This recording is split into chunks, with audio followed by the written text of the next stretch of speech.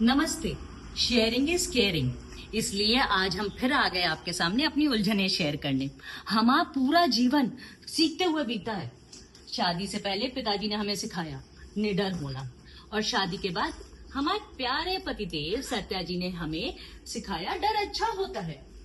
बस जैसे कि लाइट चले जाने के डर से पानी पहले ही टंकी में भर के रखो, कपड़े खराब हो जाने के डर से वॉशिंग मशीन की जगह हाथ से कपड़े धो, और सबसे बड़ा बच्चे ना बिगड़ जाएं इसलिए उन पे नजर रखो।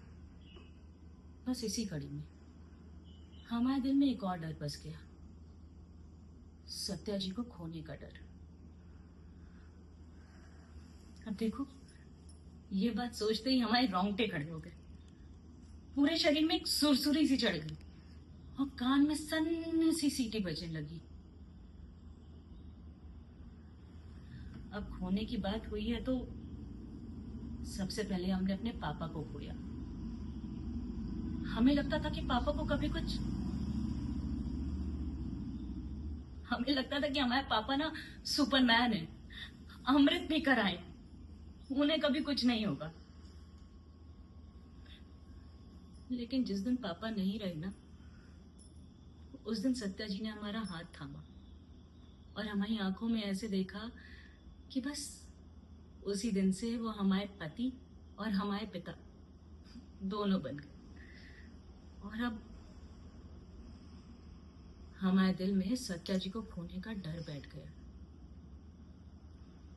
पापा जी के टाइम पे तो सत्या जी थे, लेकिन सत्या जी के टाइम पे कौन होगा? हम बिल्कुल अकेले रह जाएंगे। हमारा, हम तो कभी रो लेते हैं, कभी शिकायत कर लेते हैं, कभी गुस्सा होके बैठ जाते हैं, लेकिन सत्या जी अपने दिल की बात किसी से नहीं कहते। उस दिन जब वो रोए ना, तो उन्हें देख के हमारे पूरे शरीर में करंट दौड़ गया। ऊपर से हमारे परम ने सत्या जी का रोते हुए वीडियो बना लिया और वो वीडियो हमारे फैमिली व्हाट्सएप ग्रुप पे डाल दिया। अब हम उस वीडियो को डिलीट ही नहीं कर पा रहे। सत्या जी को जब रोते हुए देखे ना, उनके आंसू देख के हम बहुत विचलित हो गए। बस दिन भर हम यही सोचते रहते हैं, और जहां शाम को जब वो वापस आते हैं ना, तो उनका दिल टटोलने में हम लग जाते हैं। बस एक दिन इसी बात पे हमने उनसे लड़ाई कर ली कि हम आपकी वाइफ हैं, हमें सब पता है, इतने सालों से आपके साथ रह रहे हैं कि आपके मन में क्या चल रहा है हम समझ सकते हैं। ये आंसुओं का नाटक तो अपने घर वालों के लिए सही है, लेकिन हमें तो कम से कम बताइए ना कि क्या हुआ है। जब हम अड़ गए इस बात पे, तब जाके हमसे बोले तुम्हारी वजह से।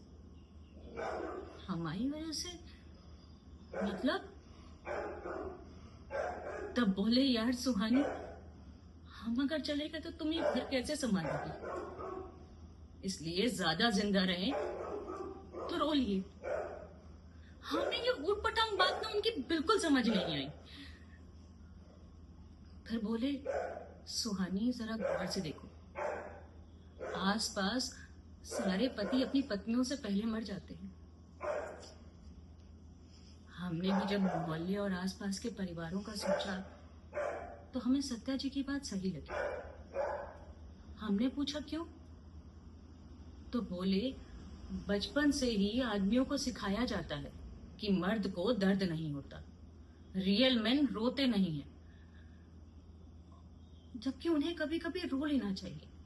वो क्या कहते हैं, हाँ, मेंटल हेल्थ ठीक रहती है, उनकी लाइफ बढ़ जाती है। कहे बस यार सुहानी, तुम तो यार एकदम बढ़िया वाली पत्नी निकली, तुमने तो हमें कभी रोने ही नहीं दिया, इसलिए बस खुद से ही रो लेते हैं। अब रोने पे कौन सा टैक्स लगता है या महंगाई की मार पड़ती है? तो रो लेने दिया करो कभी कभी।